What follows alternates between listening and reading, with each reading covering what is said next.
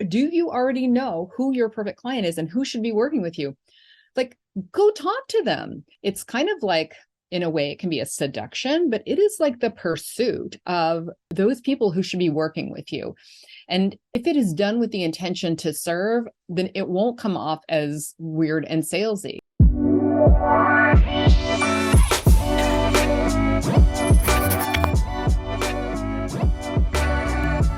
Welcome to today's episode of Influence by Design. I'm your host, Samantha Hartley, and I am here today with someone with an awesome name. Also, Samantha, I've invited Samantha Hartley, who works with consultants who are ready to break through the plateau and multiply their revenues. She helps them multiply their revenue without exhaustion by working with perfect clients on transformational engagements so they can have profitable, joyful consultancies.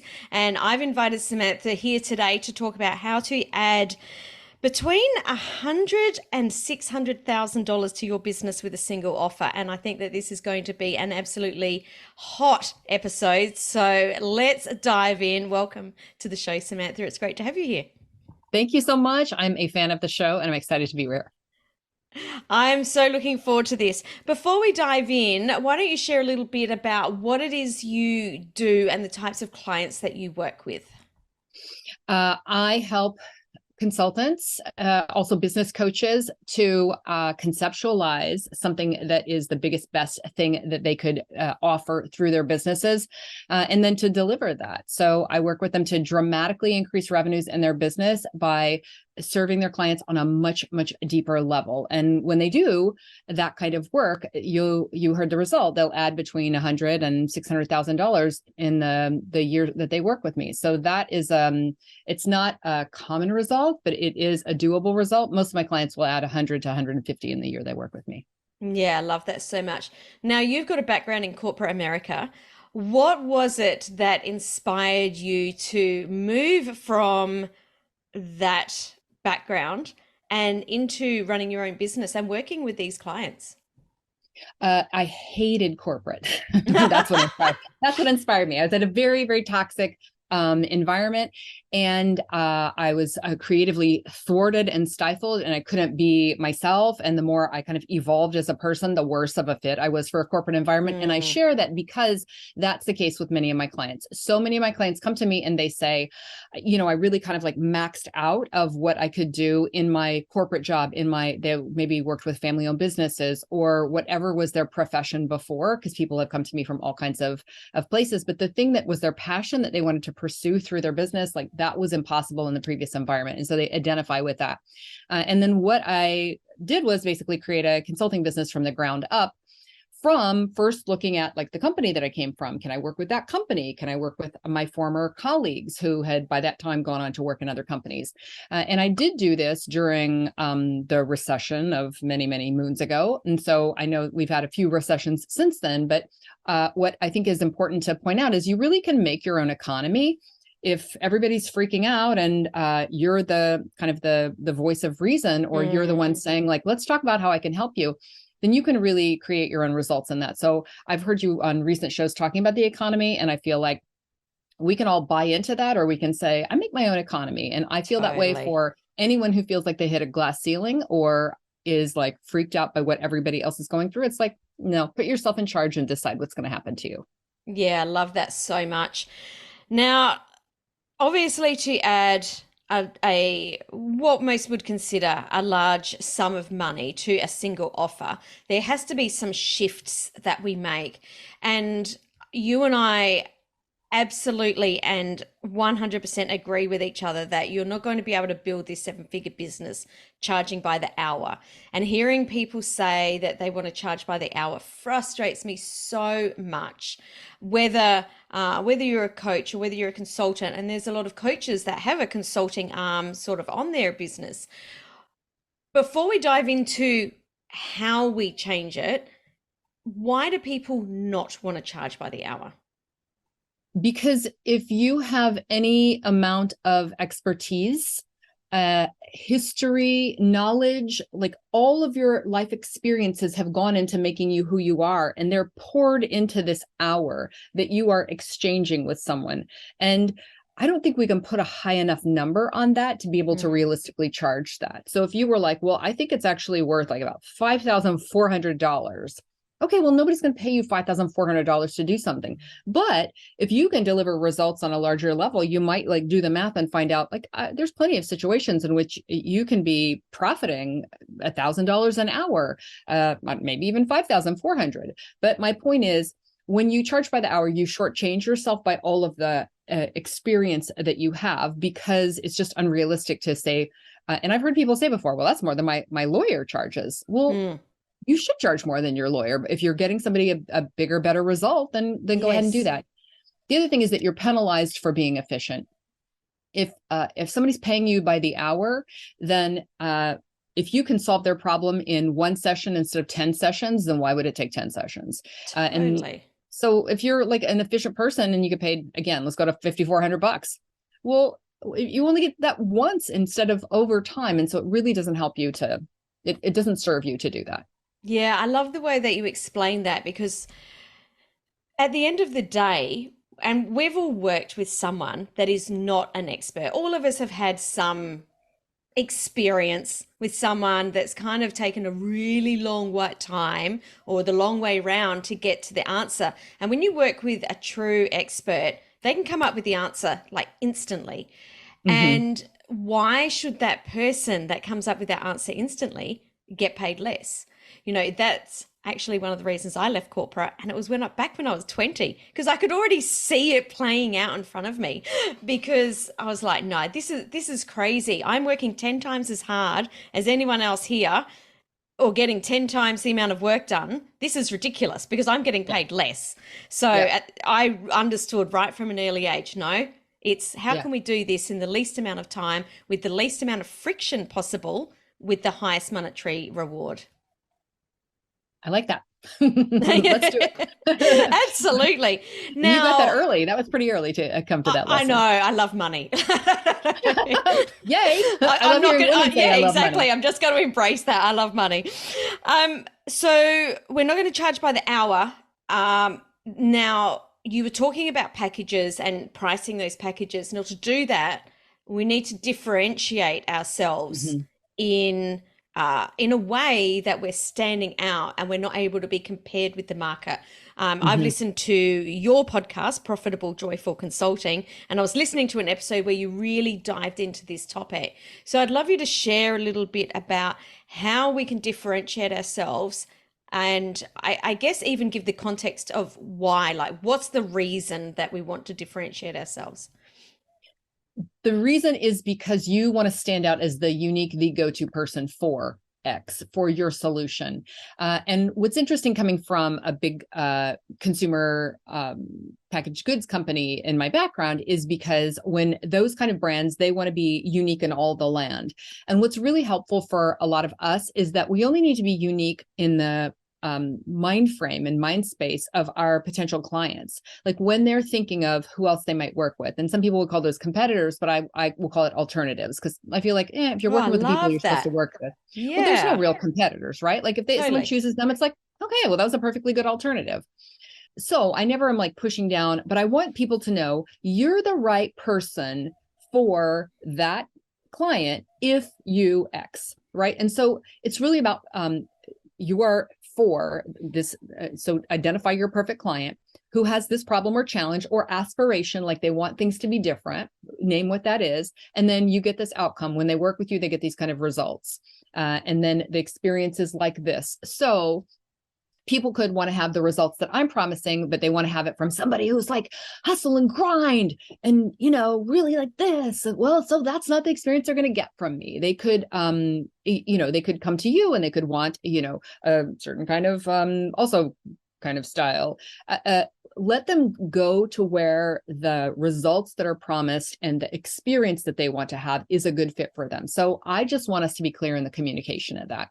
So differentiation is, people aren't searching. Most people who become your client have not been searching like a million zillion options. They're usually looking at like 3 to 5. And sometimes you're the first option they see. In a lot of markets, and this is a crazy thing about B2B marketing, in a lot of markets, they only know about you. and they don't even think to look at other options. So a lot of it is just like proximity and being on the ball and being ready for them. So the differentiation that you want to do is between them working with you and them doing nothing, doing it themselves, or procrastinating. What's really interesting about this is that I was chatting with a friend just only a couple of days ago, and she was talking about I guess a coach, and about how she was absolutely crushing it. And this person said, I bought one of her programs because I wanted to see what she was doing. And I said, okay, what was it that stood out? She said it was just one thing. She absolutely owned who she was unapologetically. That's all it was, so that she was able to attract the right people to her. And at that point, that alternative, and I love that alternative, not competitors, is that she was attracting the people that were the perfect fit to work with her. And I think that that's, what you were saying there is that we need to not only own the differentiation in our expertise, but who we authentically are, so we can attract the right people to us. Yes, yes, yes. And I love that you said, I love money, because there's going to be half of the people out there who are going to be like, me too, yay, or I don't yet, but I want to, and I want to be around people who do. And then there's going to be the people who hear that and are like, or triggered. Totally. Goodbye. Totally. So you want to be the youest you can be. You want to be so authentically yourself, and really the unquestionable differentiation, like the things that when I had my first business online, it was immediately my website was immediately copied by this company overseas. And then I had another one once I was finally doing consulting, and then they immediately like stole a lot of my language. And I was like, okay, so it's really hard to be unique online, but what's the thing that nobody can copy? Nobody can imitate the thing. And that's you being your youest you. So if you really lean into who you are and are unapologetic about it, and are really, know yourself and be able to communicate that, then that's the thing that nobody else can copy. Absolutely. And hallelujah. People can copy your words, they can copy your, your designs, but they can't copy you. It's absolutely impossible. And if you absolutely embrace that, that's what's going to make you stand out.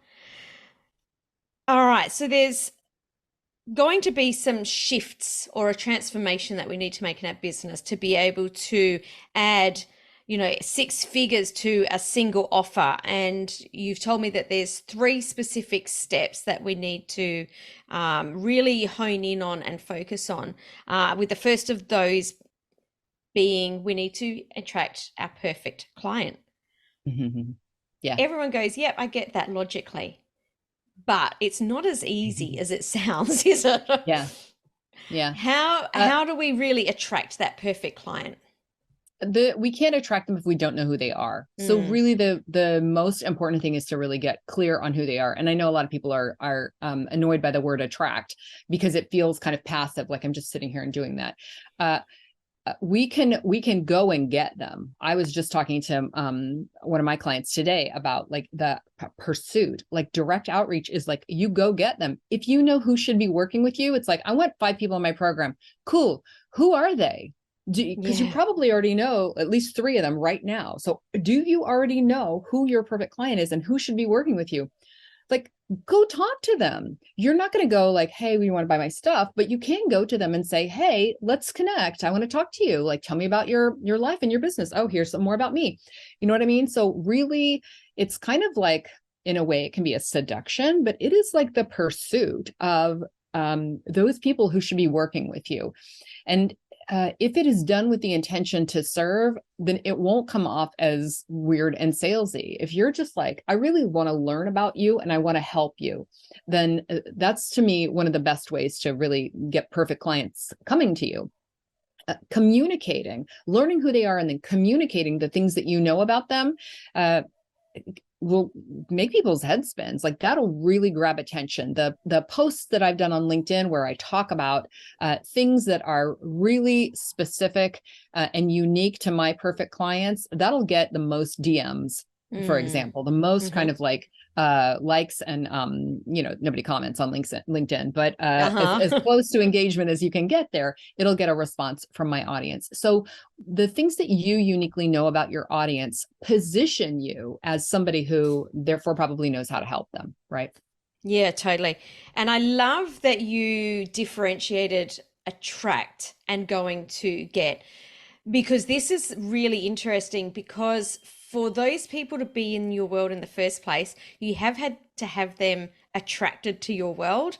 But I love that you bring in the piece that you can't just, once they're in your world, you can't just sit around and wait for them to tap you on the shoulder, because it's unlikely to happen. You do Yeah. need to go out and get that, and that is still attracting them into your world.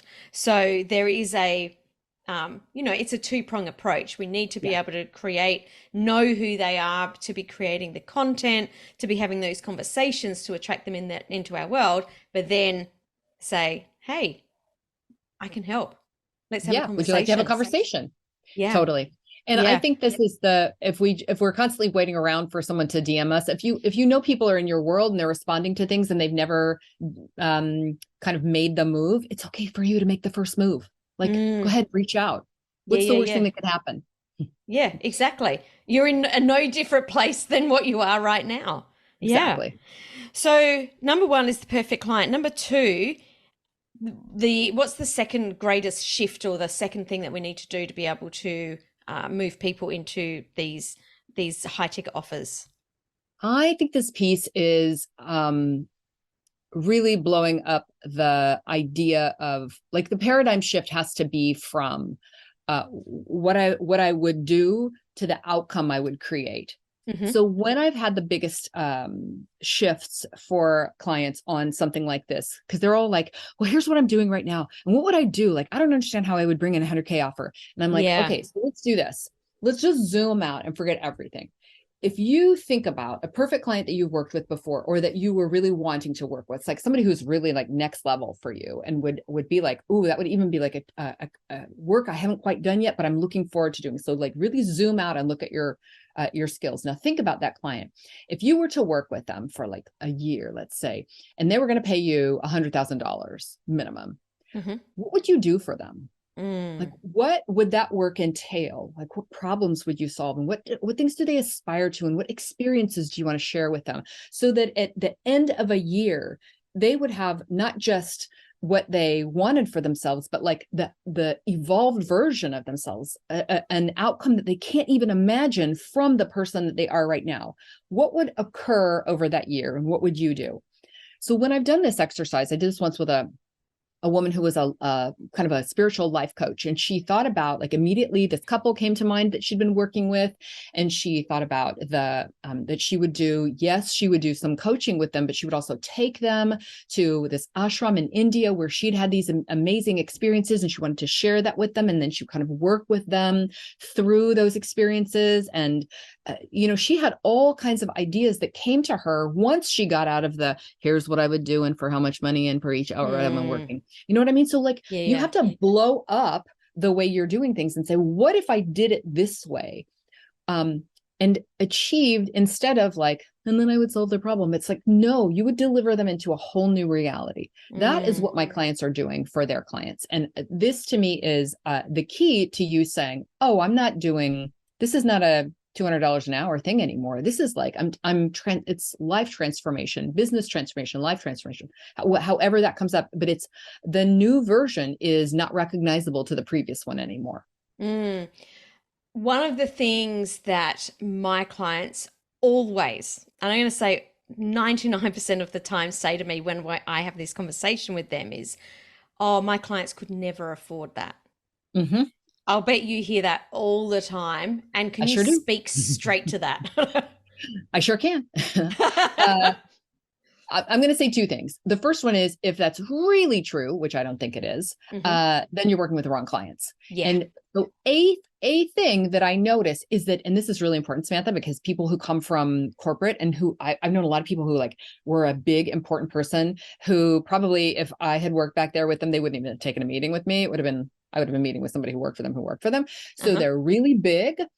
or in other cases, they have managed a unit where they were responsible for selling like $2 million in a single month. Like these are big people with big accomplishments. And then they come into a business and they try to squeeze themselves into this like $175 per hour business, right?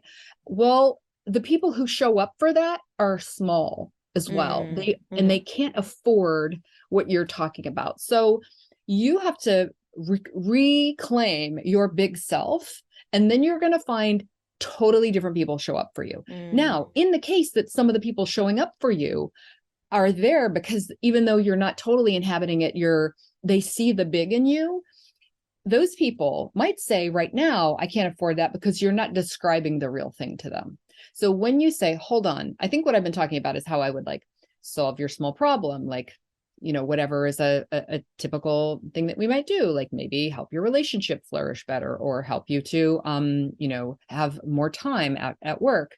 Well, those are different kinds of problems. But when you're your big self and you talk to somebody else's big version of themselves, then we get into solving problems that really matter to them, or achieving goals that really matter to them. And that is valuable. Love that so much. And it reminds me of a quote that I was at a conference in San Diego back in 2018, and I met this person that, I'm a big believer in, energy, and, there was something about this person on the other side of the room. Anyway, we had lunch and he said something that has stuck with me ever since. And that is, there is always people that want to buy Ferraris, but you're unlikely to find them in a schoolyard. And it's just there, you have to be in the right place to attract the right people. Absolutely. So there needs to be some sort of shift in your thinking if you think people can't afford this six-figure or this 100K offer. People can, but it's probably going to be different to the people that you're serving now if that's the first thing that comes up. Absolutely. Love it, love it, love it. So number one, we need to get clear on the perfect client. Number two, we need to get really clear on what that long-term engagement is, or that bigger transformation. And the third thing that's really important, I think it's really important that we get results. So one of the epiphanies that I've had in making my podcast, Samantha, has been that I realize how much I'm talking about change management and achieving change, and how to adult learning, and how to get change to happen and make it stick. Like, I didn't realize I was in that business before, because it's not just about mindset. The thing that I'm trying to do is figure out, how do I get my clients results, and how do I make those results stick? And I realize that the latter years of my business, in the early years, I was like, how do I get clients? And we did this fun thing. And then I leave, and then I realized, well, how come you're not still doing the thing that we did? And they're like, oh, you were great, but we got busy with other stuff, or we can't. So change wouldn't stick. The way that you can differentiate yourself, the way that you can make yourself valuable, like hundreds of thousands of dollars worth valuable, is to help your clients get results that stick. And that results focus, to me, if you make that everything in your business, then you're always looking at, how do I craft the work process? Yes, the offer, but what's the work process that makes that change happen and makes it stick? To me, it's the most fun and meaningful exploration that we do inside our businesses. And when I talk to my clients about, like, don't spend all your time working with clients, or all your time, on admin and stuff, like, save time for ideation. And what you're figuring out during that time is, how can I get ever better results? Who got the best results, and what made those results happen? And when I talk to my clients and I collect case studies and things like that from them, what I'm asking them for, what was the specific thing that you and I did together that clicked for you, where you really understood this? What was the action that you took that made this change happen and stick? So to me, if you are just obsessed with getting results for your clients, then you're going to find the value that you bring and the money that you're able to charge is going to completely explode your business. I love that so much, so much. What is an example, or a couple of examples, of clients that you've worked with that added these 100K offers to what they were doing? Because I think that this might help people to start get the juices flowing and start thinking, I really can do this. Yes, absolutely. Well, so a lot of my clients are business coaches or consultants. So one of my clients came out of a corporate environment and was working with very small businesses or working with just a department in a larger business. And when she came to me, she was doing like 150, so she felt like she's doing okay. But what I noticed immediately, she was like, "Well, my heart calls to like work with these small clients," and I was like, "I hear your heart, and the work that you do is." Like, this is big work. Like, this needs to be in companies where it can really have a resonance. And now she's working with companies that have like multiple divisions and on work. And as soon as she kind of got, oh, I see. Well, my heart can be in working with the people in these larger companies too, because the small ones, they couldn't, it was your Ferrari analogy, except for in Yeah. another situation. She's a Ferrari who couldn't get out of first gear if she's working with small companies. There's nothing wrong with those small companies, but the gift that she has, it needs to be play on a larger stage. And I say that because that's the kind of client who she added 600,000 in the first year she worked with me. How she went and got like 5 clients who totally saw the vision for what she could do with them and were ready to work with her for a year on making those things happen. And so she's then the results that came out of that, she's now taking into the clients that she's working with now she's doing $1 million engagements. So it's saying, what's an appropriate place for me to take this gift? I have another client who is now she's a fractional CFO. When we first started working together, she was doing I forget what it was, 3,000 and something per a value per client. So they would work with her for a few months. It would be like $3,000. She was pricing that by the hour. That was like the total value of each client. And she was just doing kind of like some books cleanup and some things like this. And then over the years, and she and I've been working together for several years now, what she realized is, oh, I'm not doing like bookkeeping. I'm not doing accounting. I'm not even doing CFO level stuff. She's doing some fractional CFO, which is chief financial officer. She's doing some of that work, which is high level advisory work. And she's a fractional department for them as well. So she has done for you element in the work, this is a great thing to bring in. If you are good at managing a team, done for you work is amazing for adding a ton of value to your clients. So she brought in offers of like, well, you previously had one single person who was in charge of doing everything financial in your business, and they held the whole organization hostage and weren't doing a great job. And so you never knew how much money you had, even though you have a $10 million a year business. Well, how about we come in and we clean up the books and do the reporting and help you do forecasting and all of the complicated things that financial people do. And that's a super valuable service that she provides for that amount of money. So if you're looking to earn or save $1 million, you'll easily pay somebody 100,000 for that service. Love that.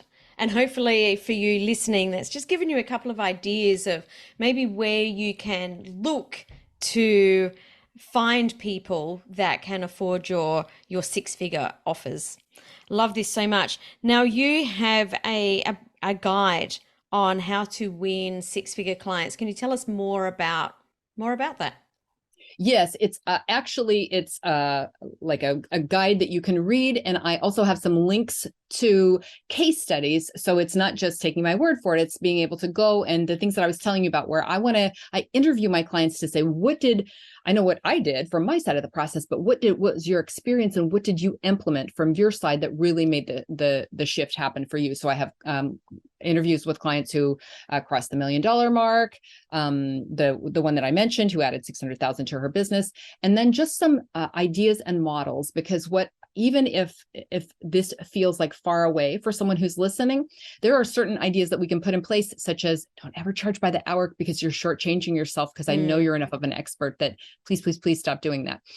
So there are a few other principles in there that should make things just an easy idea to try on and begin to get used to. Yeah. And where do people go and get a copy of that? It's at sixfigureclients.com. So the numeral 6 and then figureclients.com. And of course, the links will be in the show notes over at influencebydesignpodcast.com. Samantha, it's been absolutely brilliant talking with you today. As people are listening to this, it's the beginning of 2023. They might be thinking about what they can do in their business this year to achieve their goals. What is the one thing that you want to leave them with regarding their pricing and really charging what they're worth?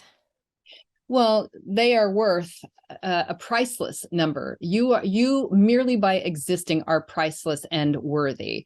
And what I want you to do in your business is realize that the more you can grow into the biggest number that you can grow into, you can find people who will also see that value in you. So it's really about you tuning into what's the value that I can bring out of myself.